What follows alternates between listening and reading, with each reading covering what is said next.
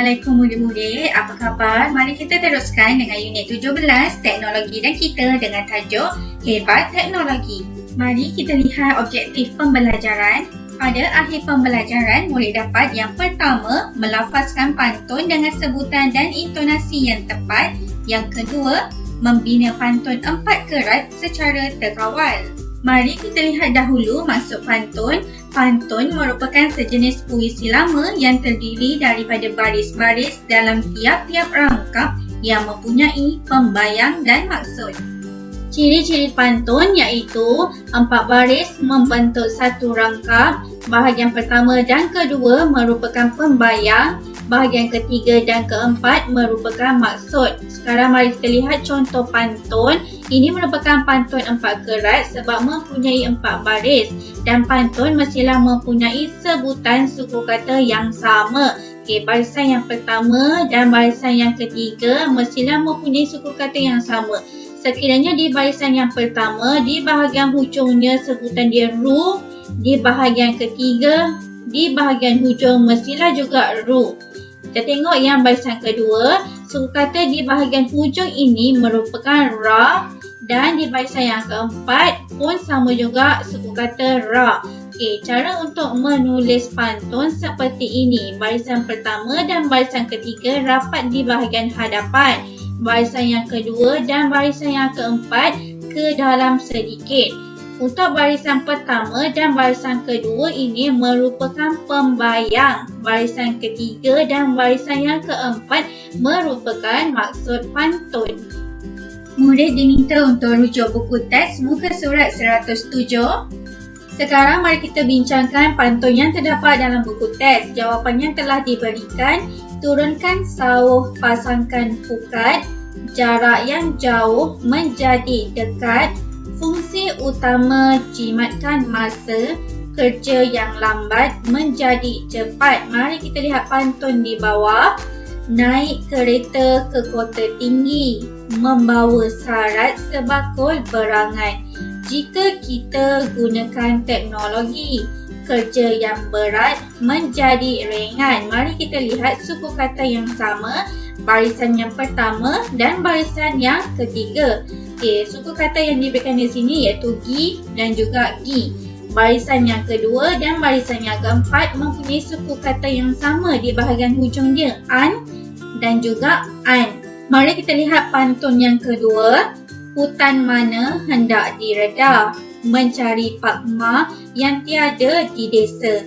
Teknologi berguna, sangat berfaedah. Di bawah ini kita perlu mencari jawapannya. Macam mana nak cari? Kita kena tengok suku kata yang sama. Barisan pertama mesti sama dengan barisan yang ketiga. Suku kata dia ah dan barisan yang ketiga ah. Mari kita lihat barisan yang kedua. Suku kata yang diberikan iaitu sa. Jadi di bahagian hujung, di bahagian bawah ini perlulah sama dengan barisan yang kedua iaitu sa. Jadi kita perlu lihat jawapan yang mempunyai sa di hujungnya iaitu fungsi utama jimatkan masa. Ini jawapan dia. Barisan 2 sa dan di barisan keempat hujung dia pun sa juga. Sekarang mari kita bincangkan pantun yang ketiga. Daunnya lebat, pohon serapat. Tidaklah tinggi, tumbuhnya jarang. Barisan ketiga tempat kosong. Itulah teknologi zaman sekarang. Mari kita lihat. Barisan pertama, suku kata yang diberikan iaitu at, at. Jadi kita perlu carikan barisan ketiga yang suku katanya sama seperti barisan yang pertama. Okey, sekarang kita tengok barisan yang kedua sama dengan barisan yang keempat. ng dan suku kata barisan keempat pun ng.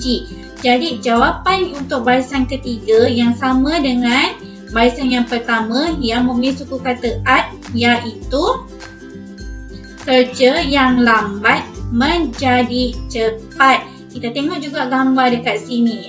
Kalau dulu perlu menggunakan kayu api untuk memasak, sekarang kita menggunakan dapur gas. Jadi mestilah kerja yang lambat menjadi cepat. Okey, kita tengok pantun yang keempat.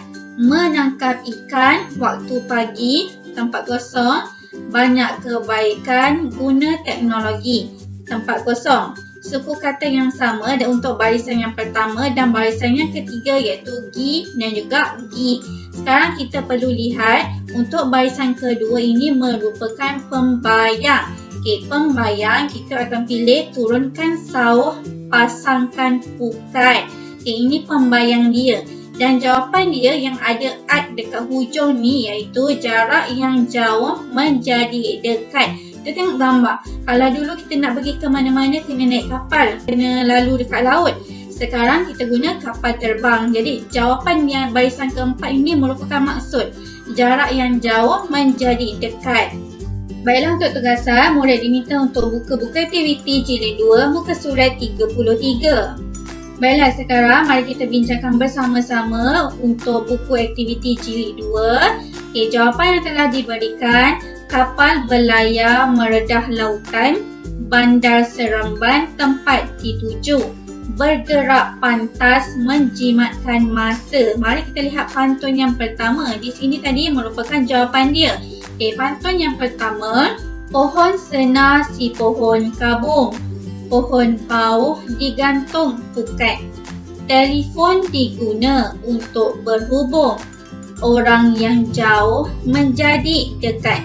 Okey, dua barisan di atas, barisan pertama, barisan kedua merupakan pembayang, barisan ketiga dan barisan keempat merupakan maksud. Tetapi suku kata barisan pertama dengan barisan ketiga mesti sama. NG, NG. Okey, untuk barisan kedua dan barisan keempat kena sama. Kalau dekat sini AT, dekat bahagian barisan keempat pun AT juga. Okey, kita tengok pantun yang kedua. Di pinggir kota ditanam anggerek, pokok beluntas banyak di desa, sudah dicipta kereta api elektrik. Okey, kita tengok dekat sini. Barisan pertama dengan barisan ketiga suku kata yang sama iaitu IK, IK. Jadi barisan yang kedua SA. Jadi barisan keempat mesti menggunakan suku kata SA. Jadi jawapan dekat sini iaitu bergerak pantas menjimatkan masa. Sama suku kata di hujung dia. Sekarang mari kita bincangkan untuk pantun yang ketiga. Dari Kedah ke Negeri Sembilan, tempat kosong, manusia sudah sampai di bulan. Hasil ciptaan roket yang laju. Okey, untuk barisan pertama kena sama dengan barisan yang ketiga. Barisan pertama dia telah berikan suku kata an. Jadi barisan ketiga pun sama juga an. Kita tengok barisan yang keempat, dia telah berikan suku kata ju. Jadi barisan yang kedua kena sama dengan barisan yang keempat. Dia mestilah sama juga suku kata ju. Okey, jadi jawapan dia yang mempunyai ju hanyalah satu, iaitu bandar Seremban tempat dituju. Kita tengok pada pantun yang keempat. Pulau Payar asalnya hutan, terumbu karang di Teluk Ewak, tempat kosong, pelbagai barang dapat dibawa. Jadi, untuk barisan yang pertama, suku kata yang diberikan ialah an.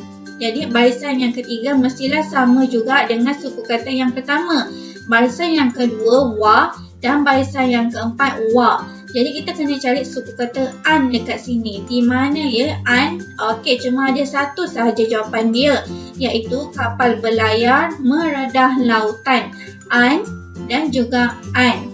Okey, cikgu minta murid-murid untuk rekodkan audio anda lafazkan pantun untuk muka surat 33. Jadi, selepas siapkan tugasan ini, cikgu minta murid untuk rekodkan audio lafazkan pantun ya.